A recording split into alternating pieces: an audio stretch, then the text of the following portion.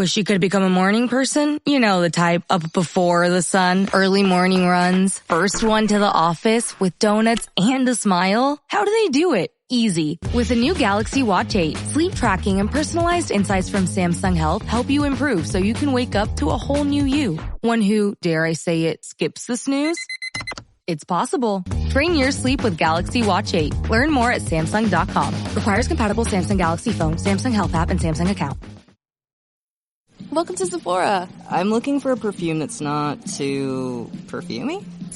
I got you. Serum moisturizer or moisturizer serum. Let's get into layering. My concealer is making me look worse? Sounds like the wrong shade.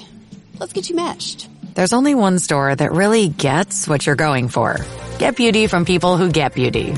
Only at Sephora. Hi, Let's get you a basket. What is going on, everybody? Ryan Leary, William Tinkup here. Welcome to the BARF. It is our look at the week that was, so you can prepare for the week that is. And I'm already giggling over here because I completely missed the photo that you shared with me this weekend, which no one's going to be able to see because they're listening. Right. Except for those that are watching, but we're not going to share it because it's actually kind of gnarly. It is a little gnarly. That's what happens when you fall, and to break your fall, you put your hand out. And so what happened here? I have a cramp. I was taking a nap. I actually taking a nap, normal, and I have a leg cramp, my right leg. So I'm like, all right, let me get up. And as I get up, because I have hardwoods in the office, I slip. My left leg goes out from under me because I was trying to get up to get the cramp done.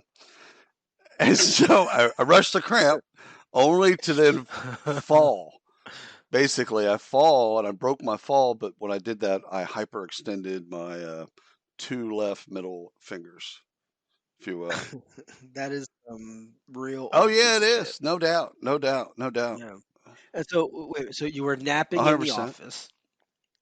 I didn't miss that. Napping in the office, right leg cramps up. So I'm like, okay, I got to, when your calf muscle, everybody has cramps occasionally. Usually it's dehydration or whatever. Yeah, but I don't think I've ever fallen from a cramp. Well, don't say never. Never say never. I would have said never prior to this happening. And I hit my head.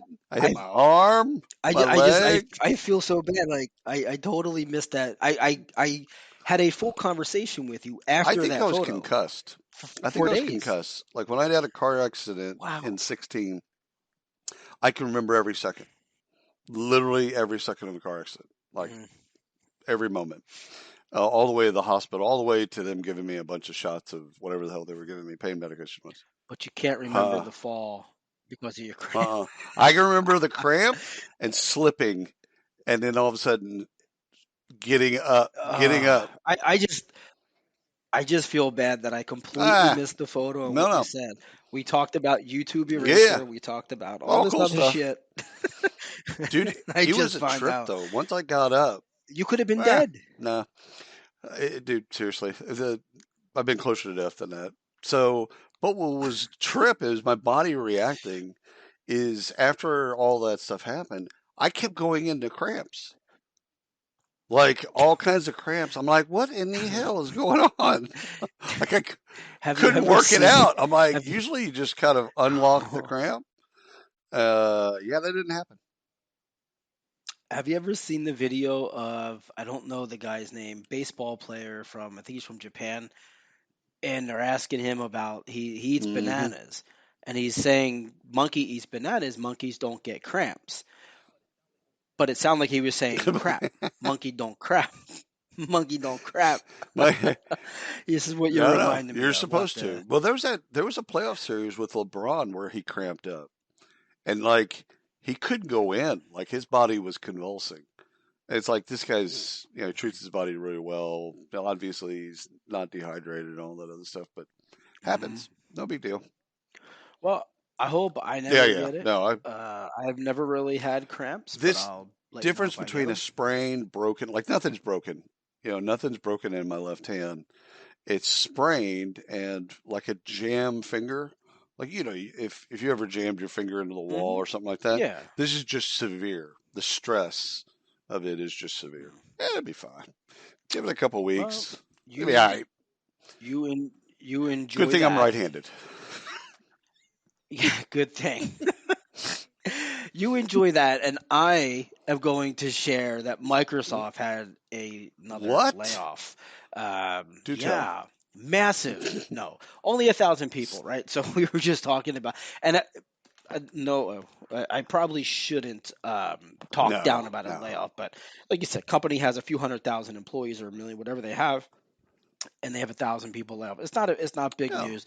What I think is interesting though about this is the amount of the layoffs really isn't, for me, is not what is significant, but it's the larger story around the layoffs. If you look at all of their layoffs that have happened over the last probably half a year or so, a lot of them are shifting from one part of the business of layoffs to hiring in a different part of the business. And I think that's really what this is again. And I'm not a gamer. I know your boys game. I haven't gamed since Donkey Kong and it didn't change. Whatever it didn't change much. Atari. It's just better graphics. But they're laying off in the gaming area, and they're hiring extensively in the AI area. So I think this is just a shift. A redeployment of money, of resources, and hiring into more of its core, which is now going to be obviously AI and some of the makes sense with their bets with OpenAI and some of the other things. That tracks. Yeah. Well, it tracks for me. Hated for the folks that did get laid off. Nobody likes layoffs, but that happens. Of course. So let me pitch you this one. OSHA proposes rule to protect workers from extreme heat. The standard that would require employers to provide water and rest breaks when the high heat creates a hazardous work environment. This is at OSHA.gov. You go read all about what they're proposing. I don't hate it, but it's kind of like common sense. Hot, give water. Common sense isn't as common anymore. but I'm wondering what constitutes extreme heat. So like, it seems like folks that live like in Arizona or Texas or something, they'd be adjusted to heat. So I couldn't find a temperature guide. Like when they say extreme or high heat to you and high heat to me, that's different. Like it's about 85, 86, 90% humidity today, and I'm staying inside. 110. And dry, I mean, like 10% humidity, and not a problem. So no. I mean, but like I don't even think that's hot. Like it's hot when you can't feel your air conditioning when you get in a car for the first 2 minutes. That's hot. That's hot. But I have 3 Toyotas, and their air conditioners are all great. But what it made me think of is, do the same rules apply to extreme cold that they do with extreme heat? Like, I can see the extreme heat. Got it. Totally understand. Makes sense. Again, I think there's got to be some definitions on what is or isn't extreme heat or high heat. Or people will just, without some type of guidelines, anything over 100, done. Whatever that is. But then it got me thinking about the opposite. Okay, anything below 30 degrees, 20 degrees, whatever the thing might be, then you've got to provide breaks, etc. Like again, if you're dealing with one extreme in heat, probably need to deal with the other extreme. But anyhow, if you want to know more about what they're proposing rule-wise with OSHA, take a look at that. That's at OSHA.gov.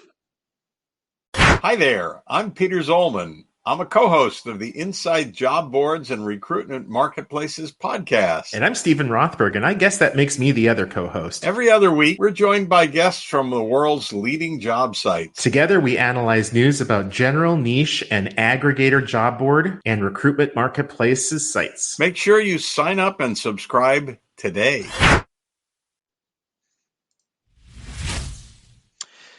All right.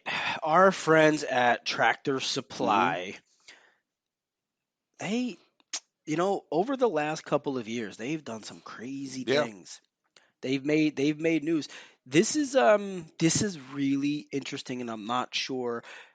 When I first read it, when I first read the news about this, my initial thought was WTF? Like, what's going on with people?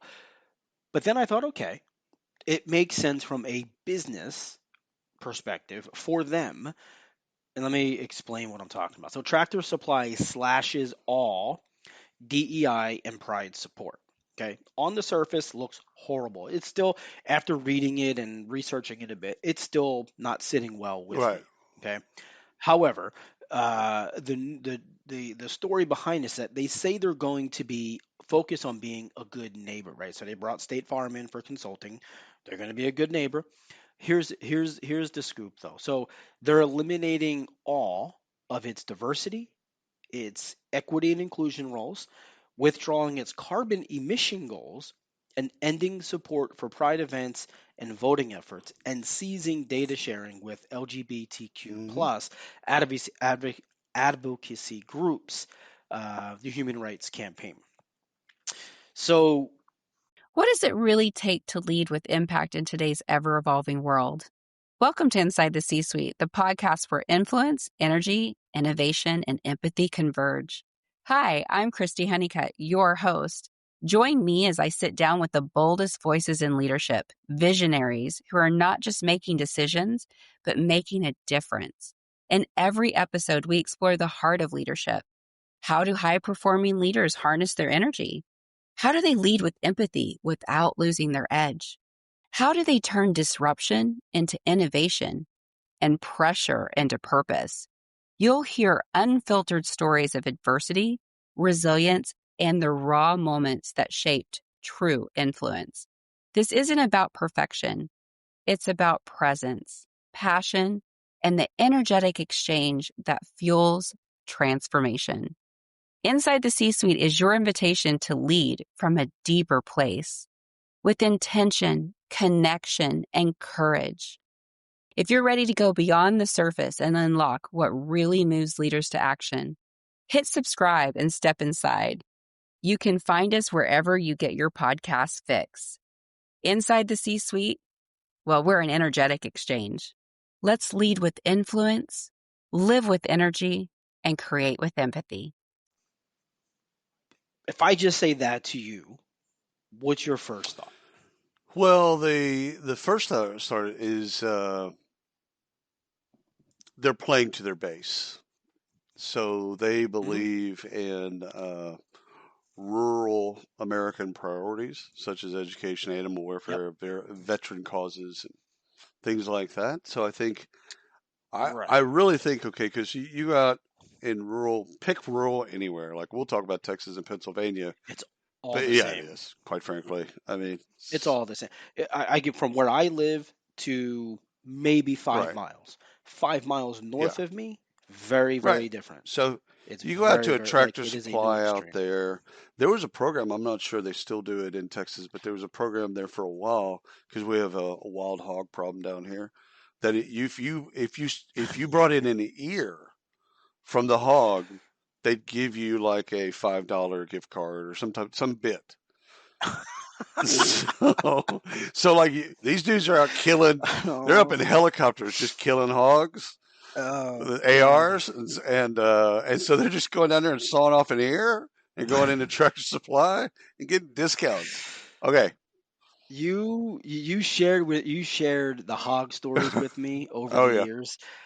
Yeah, we're just going hog hunting. Like I'm okay. Like that's different for me. We don't have that. Rats. We don't have that. But the fact that you saw the they saw them off. Bring it in and get a coupon. You bring out your knife. Yeah. You put it in a little satchel, go to Tractor Supply. Yeah. Now, again, I'm not sure if they still do it, but here's the deal. I think out in rural America, I think what you have is a backlash, a real legitimate backlash to wokeness. So all the things that if progressives were to line up all the things that we've made some advancements on over the last 10 years, rural America is not there. They're not there at all. So I think this, for me, it represents a division, farthering a division between conservatives and liberals. It's very conservative out in rural America. And I believe what TSC is doing is they're hiding behind customers' belief systems. So the question back to you is that pandering or is it smart business? It's both. It's both, and ultimately, I guess it's smart business. Otherwise, they're probably not going to have a Correct. business. This is, it's. I don't know this to be true, but I'm going to say probably well north of 50% of their business is all rural. More. Like there's a couple in the city, like random spots, Yeah. but I don't think that's their base for sure. Majority of those folks are out. And again, you just get out into rural America. We'll just leave it at that. Mm-hmm. And the politics change. And I'm not just talking about the politics, but like the idea of like gender reassignment. Like you throw that out in the city, Right. any major city, and there's great discourse.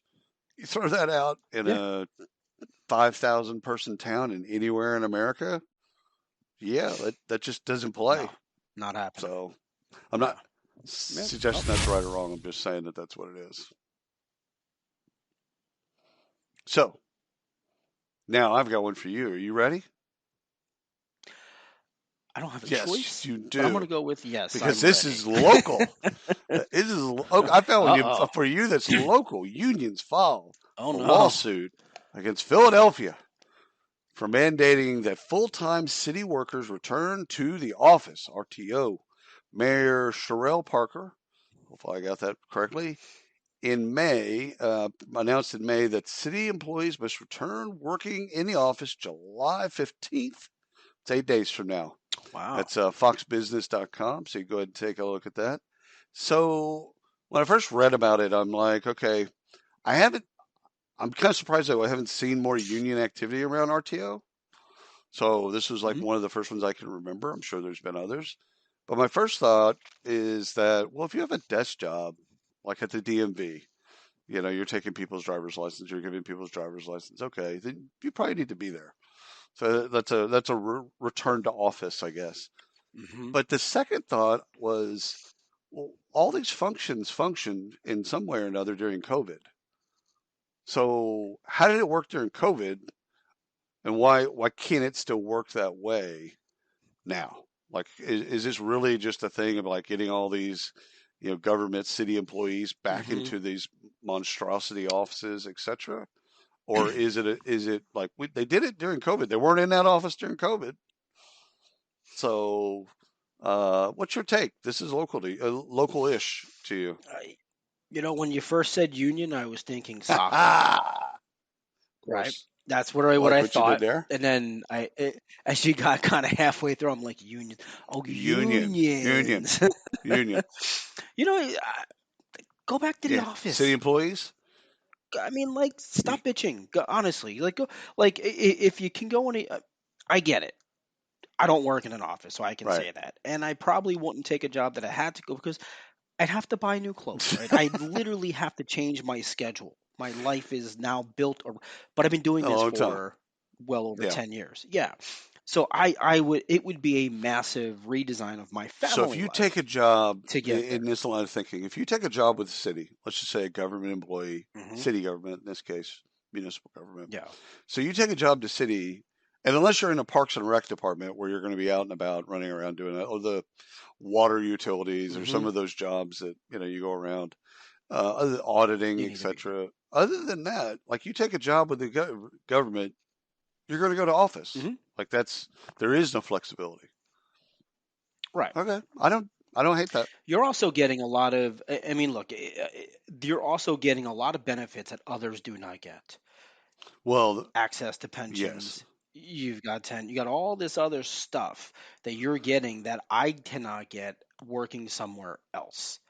So maybe some of those benefits outweigh that situation.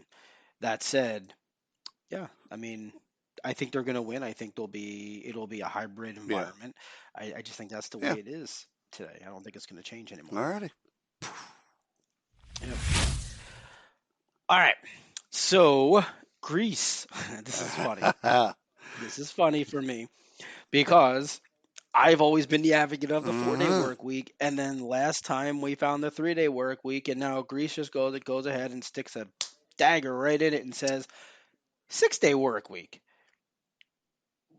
Yeah, like okay, so 6-day work week for certain industries, right? Like so some this isn't everything or everyone. So I don't actually hate this. I think it's gonna. I think it potentially works well for some people.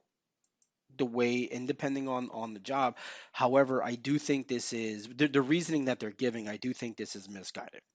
I don't think this is to rebuild this is strictly to rebuild the economy. It's not to help the worker, and they're positioning it more as we're going to give you more access to money, more benefits, more this, more that, more work over time. Exactly, but it's really to infuse more into the economy and build Greece, which we know has had issues over 3 different the last bailouts number of years.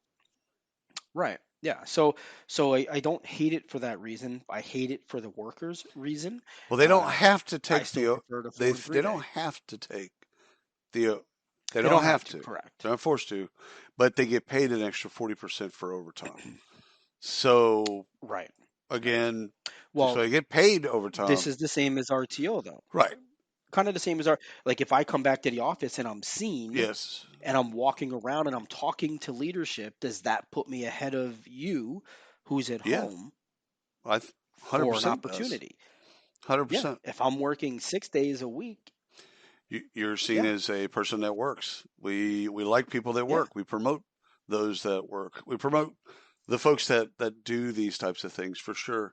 I think for me, there's a bit in there. First of all, for folks that are listening and watching, bbc.com, go and read the article because it is quite interesting because there's a tax evasion part of this that was fascinating to me, that basically they want this to drive growth, economic growth, but they also want for people to work more so that they pay more in taxes because they don't feel like their people are paying, they're evading taxes.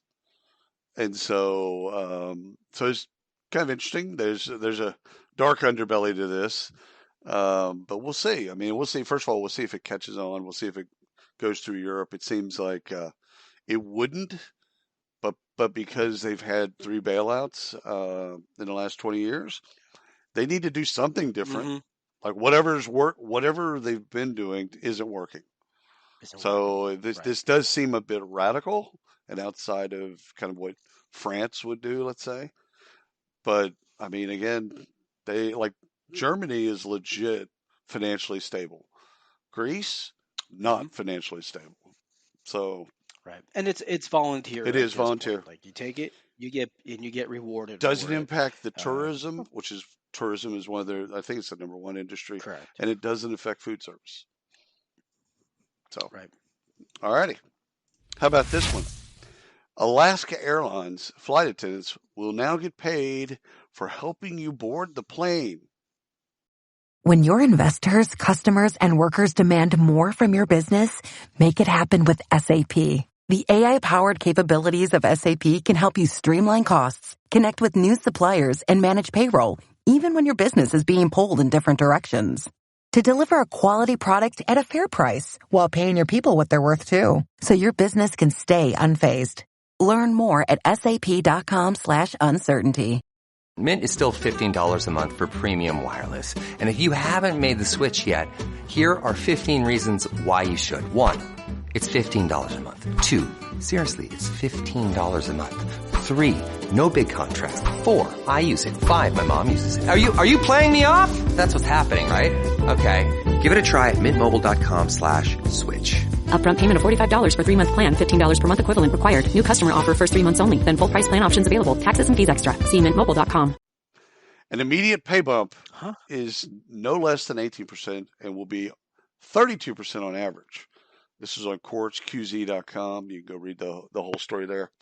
So I'm assuming that their bonus structure is based on like on time flights and stuff like that. And so some of this, it isn't just a base raise. It seems like a bonus raise. but they're going to be based on you boarding the plane and getting you boarded faster on time.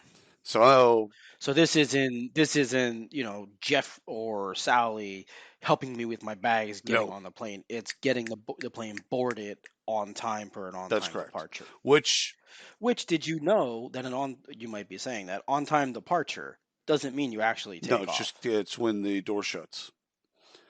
When the door shuts. And then you sit there for an hour. That's right. It's on time. It's on time. Door shut. I learned that the hard way because I was boarding a flight on a Monday morning to Orlando. And I was there early the whole bit. I don't know. I was just kind of listening to music or whatever. And I get up there and then they were boarding like, I don't know, 7th or 8th group. And so I was boarding and they had already shut the door. I'm like, the flight's not supposed to leave for another 8 minutes. Yeah. We decided to leave early. I'm like, yeah, we didn't. So like once the door's shut, we can't open it back up. I'm like, yeah. But I got a voucher. It all worked out in the end. However, that's on-time departure is when the cabin door is shut. Right. So anyhow, 32% is a big number. So I'm really kind of interested to see how this is a 3-year contract with their union. So I'm interested to see how this plays out over time with them, but also with other airlines.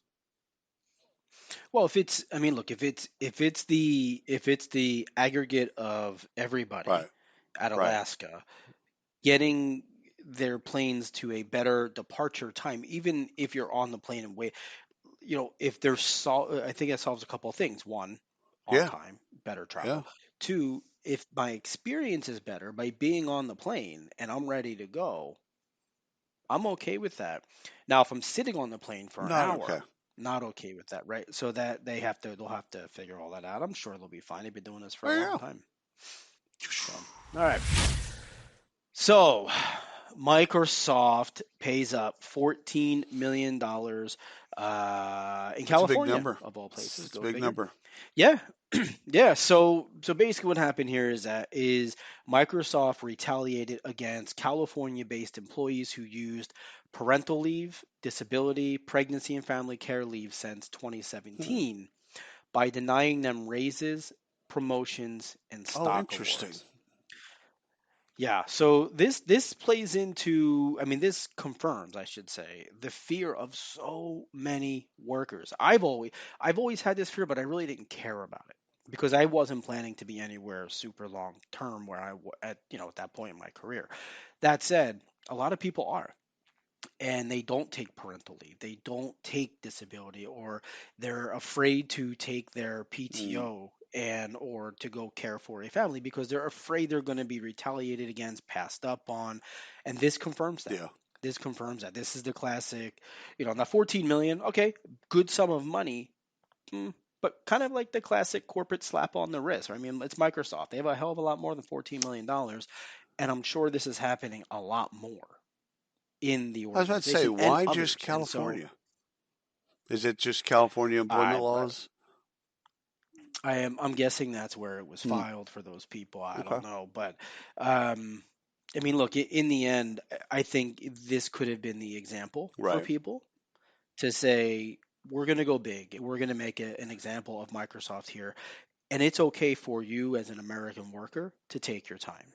You've earned it. You can use it, and you shouldn't have to fear retribution for a raise or a pay, a job promotion or anything like that. So, anyway, I thought that was good. I liked it, and good luck to those people. Hopefully, they get some good money.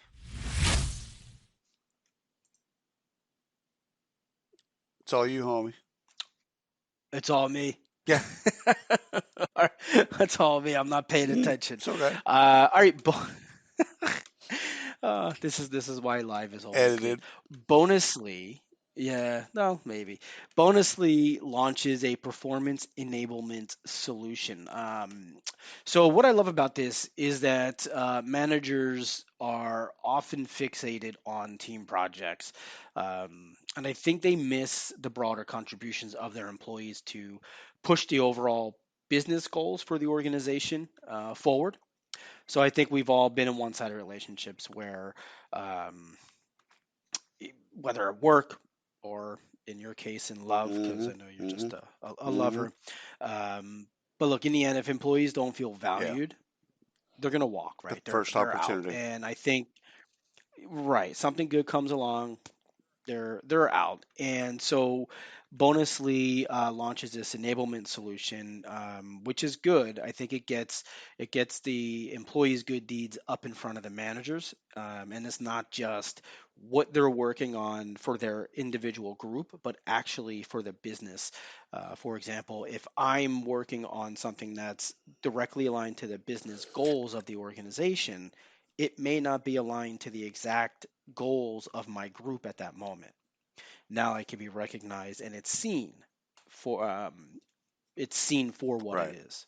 So. I like it. I was talking to an ADP executive probably last year, and he had 9 direct reports. And out of the direct reports, he talked to every direct report once a week. And his second level reports, he talked to them once a month. Like that was his schedule, that was his cadence.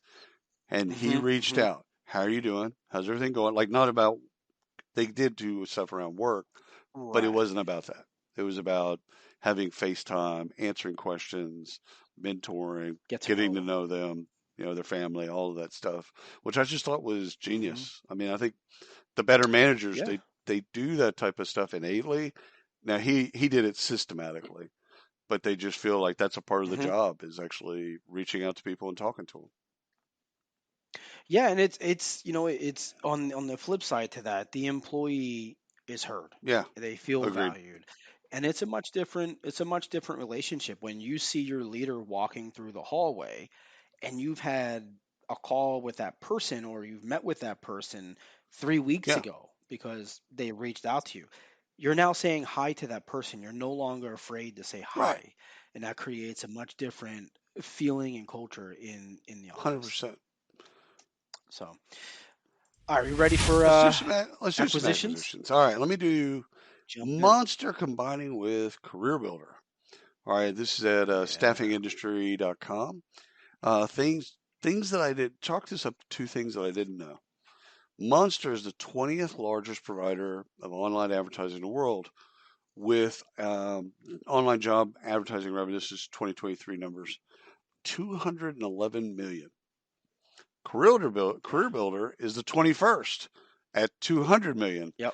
So last year in revenue, $411 million. I don't know what they're.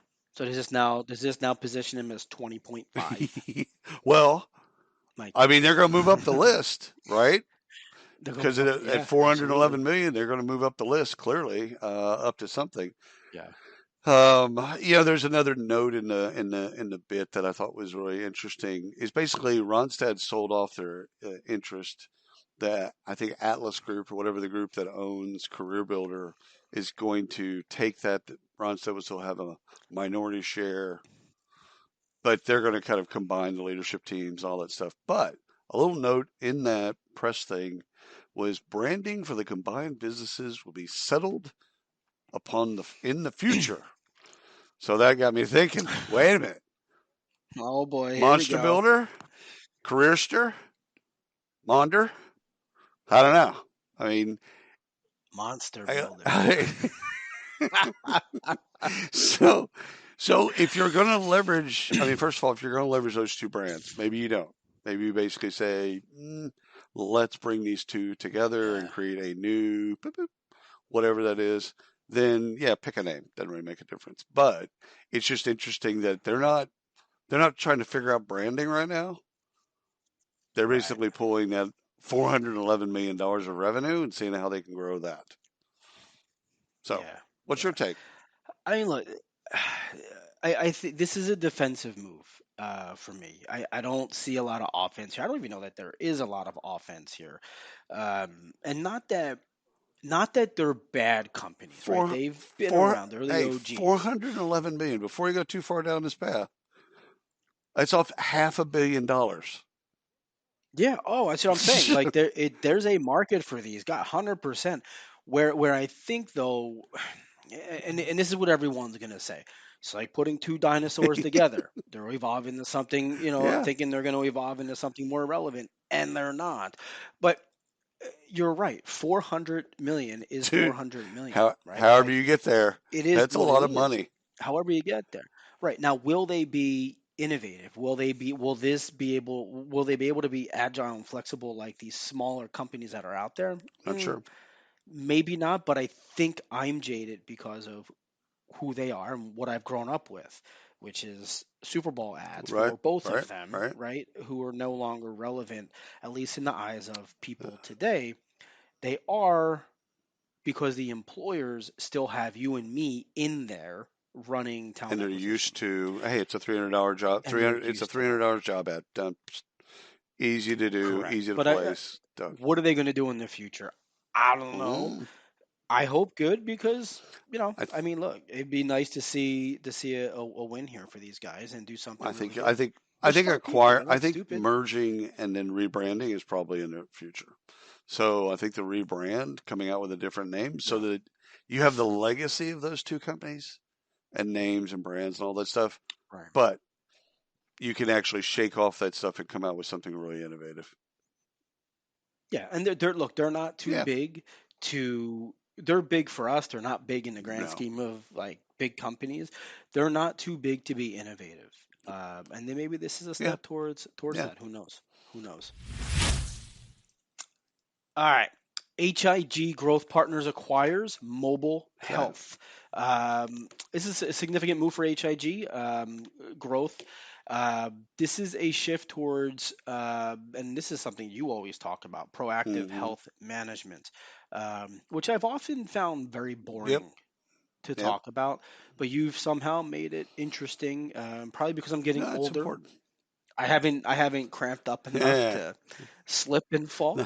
But getting older, right? So I think the keys to watch here is how well they scale personalized health into the employee wellness, and in turn to the employee base for employee wellness, cost reductions, things like that. I think this is a good move. I've read a lot about this. There's been a number of articles out there, so it seems to be pretty positive and well received, and maybe we all get more personalized health and we're happy. I think it's smart. I mean, anything you can do to help your employees' wellness, whether financial, mental health, physical health, whatever, anything you can do that helps the well-being of that person comes back to you. And so it also comes back to you in the form of cost savings and health insurance, which I believe is a driver for a lot of these types of things. Is we want healthy employees because it's the right thing to do. We want healthy employees because our health insurance is less. So right. Well, yeah, and it's interesting how you say that, because I think these topics for me, I'm just going to use me as an example. They've always been okay. Are you doing it for the health of the employees, like you just said? No. Or are you doing it because it's a business decision, and on the backside, you're getting a 20% cut on it's your a business insurance decision. cost. Right. But now the result of that is a much happier and healthier employee base. You wouldn't get that if you didn't think of it as a business decision first. Like thinking about the business from a moral and ethical perspective and saying, well, this is just the right way to treat human beings. That's the way a nonprofit thinks. Oh. A business can't. Well, I think there's people within the business though that does that. Yeah. It's jamming my finger again. I just hit my laptop. Oh my god, bitch, that hurts. You're like the you ever see the thing the thing where it's like how different people walk into a wall, like how a millennial walks into a wall. My shit is swole. That got it. Hold that up for the camera, man. If you're watching this on camera, oh man, that's a shame. Huh. Yeah, about 2 to 3 weeks. Sucks. Yeah, but it is a little sensitive right now. Now, see, if you had an employer that cared about your health and mental well-being, you might not have had the cramps. They would have provided you with Brian, bananas. let me tell you, I sent you a photo, and that is you sent me a chat GPT response. So clearly, it didn't hit your radar, is what I heard. All right, so quick story. I totally was having a conversation with ChatGPT at the time, and I missed your photo. I'm so sorry because I feel bad now that I see it. It looked bad. It looked really because it's the bruising, swelling and bruising. I mean, it's just a jam finger. Like for people at home when you're listening to this, like okay, it's nobody died. It's a jammed finger. It just. The picture you sent though was all black and blue. It looked like my daughters were painting on your hands or some shit. And when I see them on a brighter note though, ChatGPT thinks we're pretty badass people. And they've gotten our tones down. Isn't that crazy? Well, so that's cool. And it's just going to tighten. Anyway. All right, let me give you another one. You ready? It is. Phenom, they're locally in Philadelphia-ish, it enhances employee onboarding with the acquisition of Tidy, T-Y-D-Y. This is from our good friends Aptitude Research. That would be Madeline and Kyle. I think they've got a couple other folks that work with them. But what I find fascinating about this particular acquisition is we've historically put Phenom in the CRM category. And they've clearly moved around that, right? So they probably got an ATS like Avature. But onboarding is historically the line of demarcation between talent acquisition and HR. So onboarding is the first ish real HR things that happen is critical. And Tidy just so happens to be world class. So I think it's a solid acquisition of Phenom. I also think that it telegraphs that they're going into the enterprise. That, wouldn't surprise us if they have great internal mobility and other types of things around skills. Like it wouldn't shock me if you see a string of either acquisitions or new product development that they're going to go and extend themselves into the enterprise. But I think it's a great acquisition. Right. I do as well. You're right. They are local, about 15 minutes from me. So I'm happy to see them do really well, especially when they're local, and a lot of people here in the area work there for them. But I think they're remote, right? They're sticking to it. But they've always focused on experience and personalization, and this enhances that. They've really put a focus on this. So this is good. Yeah, congrats to them. Good job. All right, that ends the BA part of the BARF. Now we are on the R. That's research. So Ryan, let me pitch this one to you. It's a 2024 U.S. Workforce Trends Report, Organizational Well-Being Report by Gallagher, with data supplied by almost 3,500 plus participants. If you want to find this report, it's at ajg.com. All right, so the numbers are really cool, confirming a lot of what we already know. Healthcare costs are increasing, turnover is stabilizing. However, one major finding stood out to me. There's 5 major themes. I won't go through all 5 of them. Go look at the report.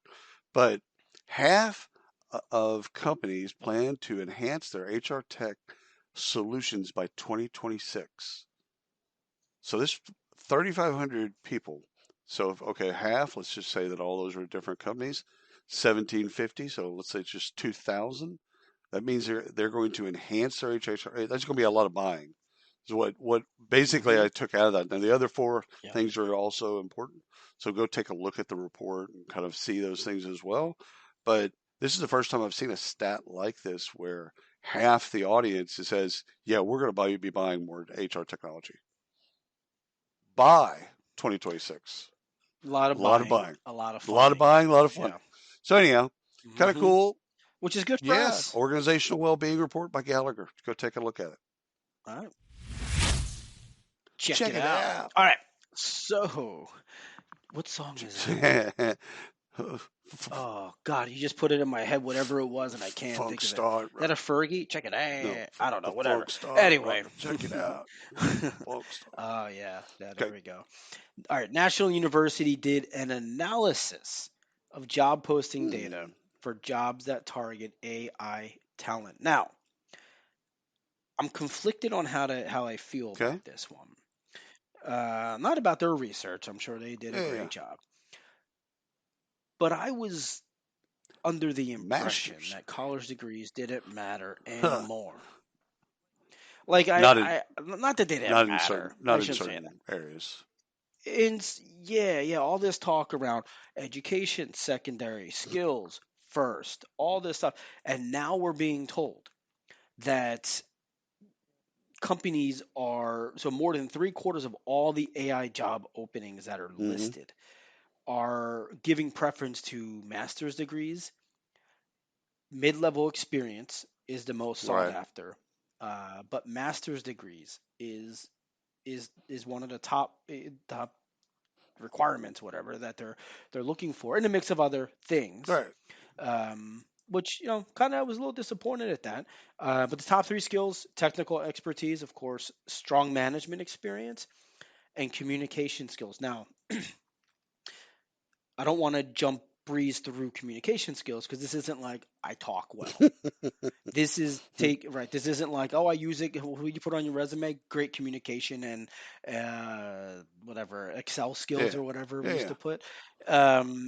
This is communicating well. I'm able to take something that's very complex and oversimplifying it for someone like me. Or the opposite, taking ambiguity and being able to communicate within ambiguity. Exactly. Not easy. Exactly. So I think those are the key. No, it's not easy.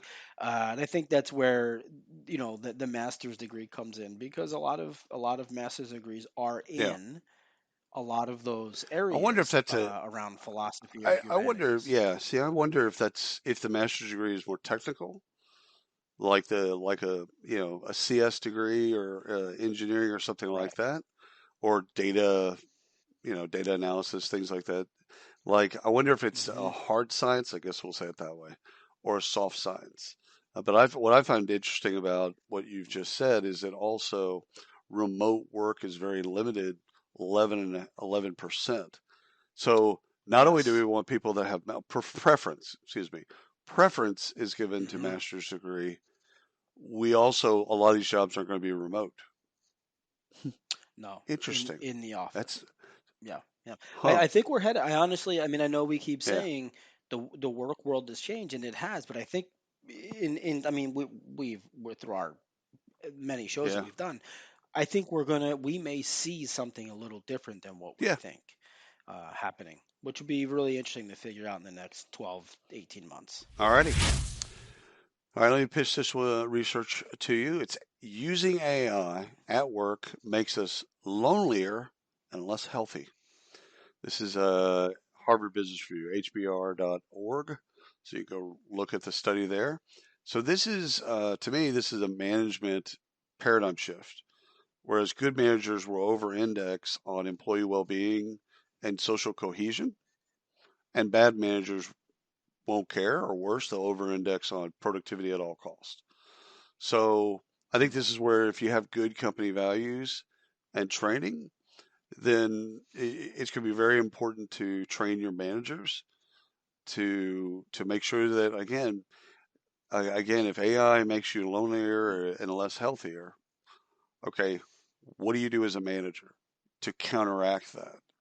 If that's the case, and it's obviously a Harvard Business Review is not going to publish BS, so it is making us lonelier and less healthy. Okay, so what do you do as a manager? You communicate.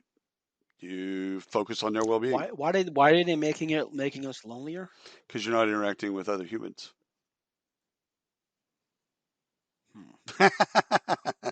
For those that are introverts that are questioning this right now, like, I don't understand. ChatGPT seems to know me. Yeah. Don't understand. Yeah. I don't consider myself a full introvert, but I'm definitely an introvert. Yeah. I guess I just haven't. Yeah. Okay. We'll have to come back to that one. Give it a couple years. We'll see. All right, you ready? I got another one for you. I'm ready. Let's do it. Expedia report finds Americans win the gold medal for taking the fewest vacation days in the world. That's because they work for Microsoft. See? It all ties together in California specifically. It all ties together. So this is at Expedia.com. Take a look at it. This is their report. It also shows all the other countries, right? So Singapore versus Germany versus France versus whatever. Japan takes about the same days that we do. It's 11 to 12 days off a year. But as first thing as I'm looking at this research, I'm like, this is a shock to anyone. The American dream. We pride ourselves on hard work, and our identity largely is kind of wrapped up in our jobs and our titles and stuff. So I'm not really shocked. I wasn't really shocked to find out we were the suckiest in terms of taking our vacation. In this research, but if you go to Expedia.com and you go into their newsroom and type all that stuff out, the title, gold medal. There is a fantastic infographic that shows all the countries, industries, everything. Like, it is really, really, really cool. And I hate infographics. But take a look at it because shocking, not shocking. We don't take vacations. Yeah, I'm going to take a look at it. I'm laughing at you. With you. But you just explained for us how to go to Expedia and search for they search for the report. Yeah, but you told us to go to the search and type the title. Well, it's because Expedia, if you don't, you go in there and you search for a flight. you might go in there, gold medal in the flights. It's like they're going to give you a different thing, a different bit. You're going to have to go to the news section. It's at the bottom of the page. I need to start drinking, Doris. Oh, absolutely. I need to start drinking because all I heard there was, "Here's how you search, little one." Here's the Google box. Type some stuff in. Oh gosh, why? So I think this one maybe ties into it. So I think the reason why we are not taking vacations, we're weaving a thread with fear of, in California in particular. Well, fear of retribution from Microsoft. Gen X is also experiencing the fear of retirement.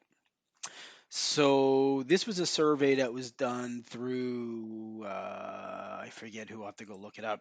But the survey shows that 60% of Gen X is worried they will need to work into their late 70s. They're going to live to 110. It's not that big a deal.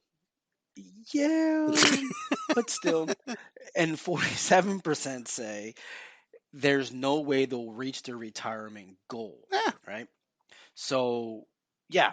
So this is interesting, right? So this is probably why we're vacationing less, because we're afraid we're going to get fired, and we just can't afford to. Boomers had it worse, man. They got hammered with a bunch of every time they were about to retire, they got hit with a financial crisis. Yeah, I think every generation is that, right? I mean, we've been we were Gen X, right? Yeah, we're both Gen X. Yeah, I mean, we've been right. 2008 financial crisis. We've been through, a number of the wars and all that crap. COVID, right? So all of this hit pretty hard. Yeah. Also, which was interesting, they didn't focus, but it was mentioned, the switch to 401ks. Mm-hmm. And I had to think about that. This is the switch from 401ks or to 401ks from pensions. Yeah, pensions are too expensive for businesses.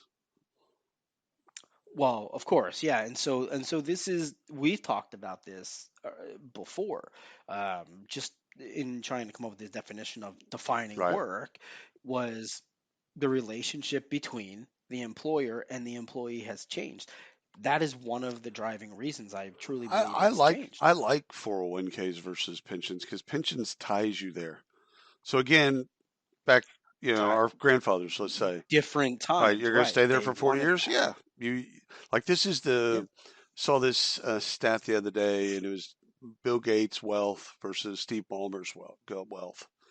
And Gates diversified. So he took money out of Microsoft, took his shares out of Microsoft, sold. He also went through a divorce, all that stuff.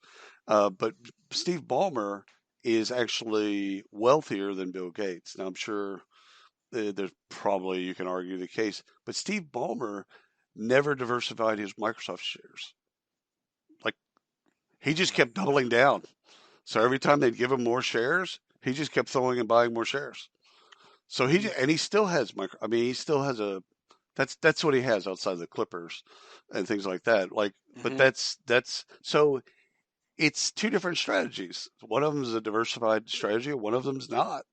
Now, if Microsoft would have went down, and then defunct, Steve Ballmer wouldn't have bought the Clippers. So, but I'm not personally. I don't believe in retirement.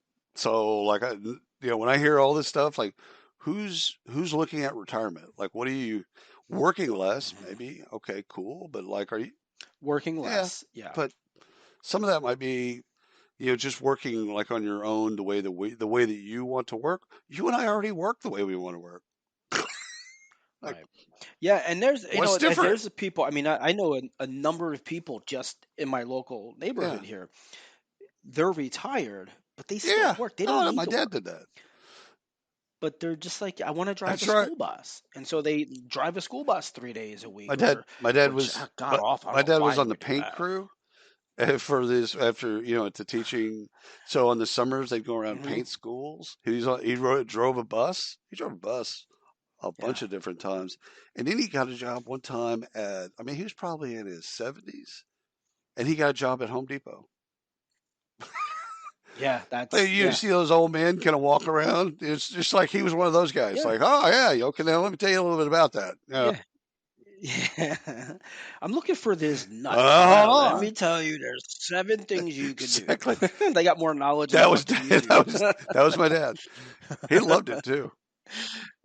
Oh God, yeah. Not looking for. I shouldn't say that, because even if I had the opportunity to retire now, I mean, I'm too young now, but even in 15, 20 years, I'd have some toys. Yeah, I still have to do something. I'd have to be active. We're just very different than our parents. Yeah, well, all right. good luck. Let me pitch you the last research that we have here. So ADP, National Employment Report, private sector employment increased by 150,000 jobs in June. Annual pay was up 4.9%. That's at adpemploymentreport.com. Always has great research. It's always really, really looked good. So, however, what they don't say in that first statement is job creation among private employers slowed for the third straight month. Turns out inflation is real. The gas prices, as are gas prices. Job growth, or lack thereof, is also real too. I don't think this is a good look for anyone running for office this term.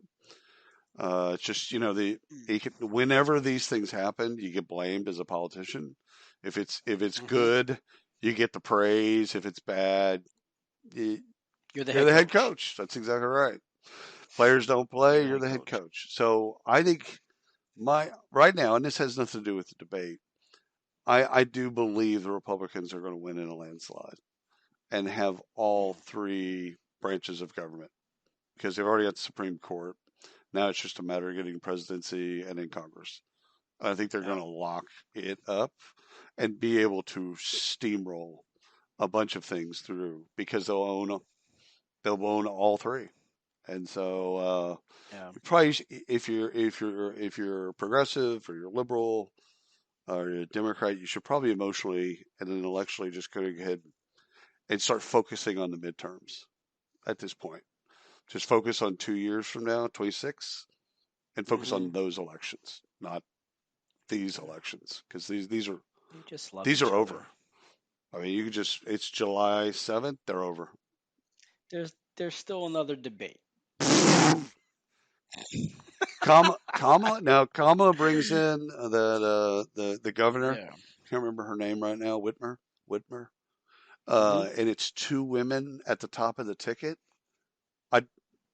I think you'd see something different, because now you've got 2 women running. I think a lot of people would come out for that. I think so. That would be interesting. But right now, Joe Biden running, God love him.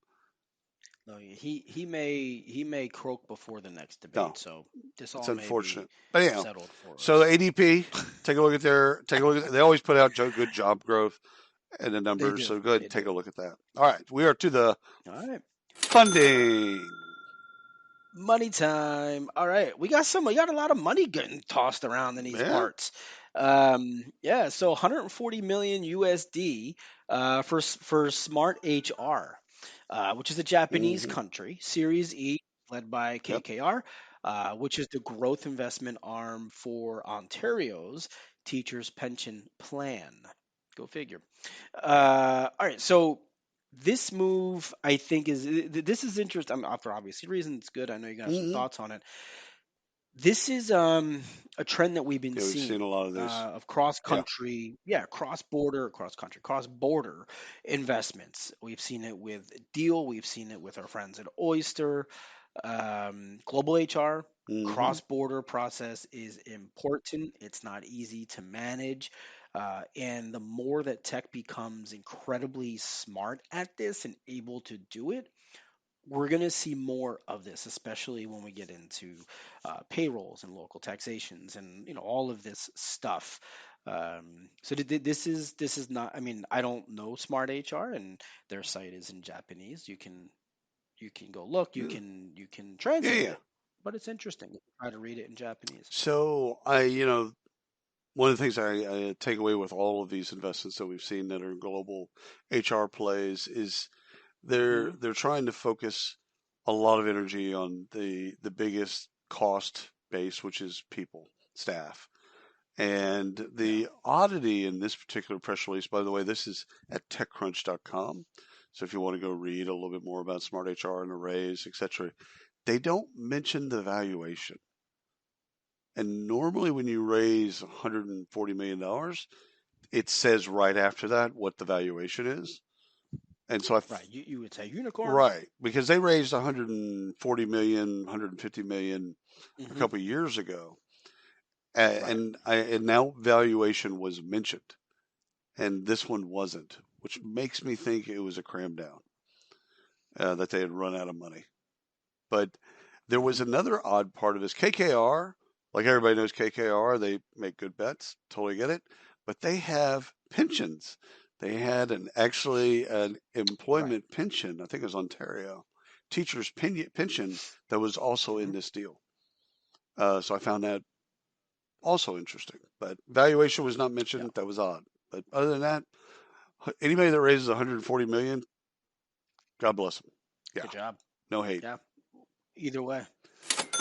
Creato raises 200 million, reflecting the company's ongoing innovation in the CRM and workflow automation space through its AI-powered no-code platform. This is at Creato. That's CREATIO.com. So basically what this does is it makes workflow creation and modification easier.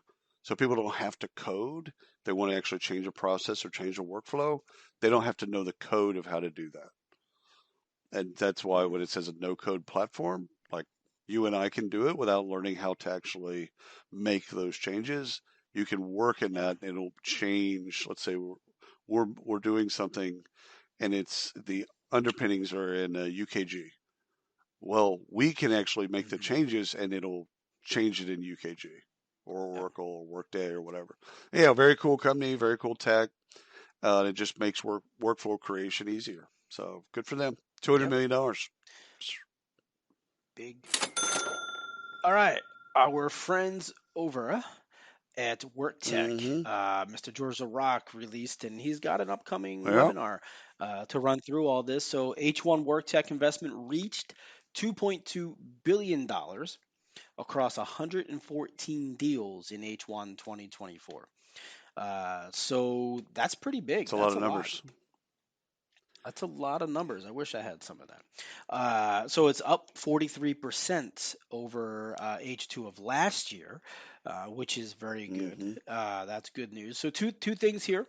Sustainability of investments. Is this a temporary rebound or will this continue? And what's the impact on innovation? So a lot of tools, and this is be curious to get your thoughts here, and maybe George can chime in at some point too. But what's the impact here on innovation? So there's so many tools that are on the market. A lot of them are the same thing with different colors. Right. there's 50 of this, there's 100 of that. I feel like adoption is going to be impacted if these tools being pushed out are no good. They just suck. And so there's a lot of hype around all of this great stuff in HR tech that's happening. They're going to fall off, right? We get it. Like there's 50, 48 fall off. Got it. Or they get absorbed somewhere else. But what does that do for innovation? Is everyone going to be doing the same thing, and who's just going to get there quicker, or are they actually pushing themselves, and are they going to do something different? So I think, first of all, the little fish typically are the ones that innovate. And so either they grow, and then they become a medium-sized fish, and then grow, right, and then become a big fish, or they become, that's that. It's outsourced R&D. So if you look at it and you think of it as outsourced R&D, it all makes sense. Now, what doesn't make sense is why it says H1 and H2 and not Q1. Like, what's H1 mean? Half one of the year. First half of the year. Huh. Okay.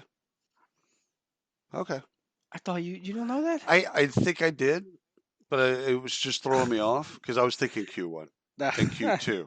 Oh, got so it. I'm like, got it. But I think with adoption, that's why. It's kind of like extra time in soccer. Yeah, well, plus 6. Watch some good football this weekend.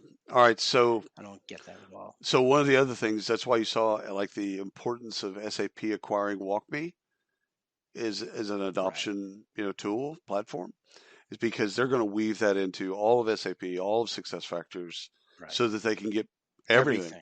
So you can get more usage out of the stuff that they're already developed, and then develop new things, but with the intent of integrating WalkMe in from the very, very, very beginning. So, yeah, and I think what you said there, I don't want to let it. I know we throw that conversation away because we talk about it all the time, but it's outsourced R&D. And I think that's a really good way for people to understand that want to or try to follow this stuff, is that this is outsourced R&D. And there could be 100 companies out there that are this big. They're tiny. They're doing it. They're going to get it done. They're going to end up somewhere else. Yeah, no worries. Not all salmon make it up the river. Unless they hit my hook. That would actually go. That would be fun fishing. I would dig that. Go to Alaska. Salmon fish. I've never been to Alaska, but I'll tell you what, we'll do a live show in Alaska. It sounds like a retreat. It's a corporate retreat to me.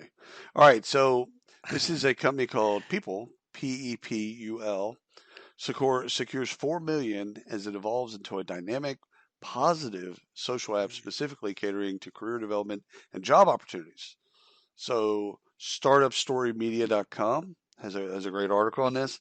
I looked at this app, and it is, and the website, all that stuff, it's clean.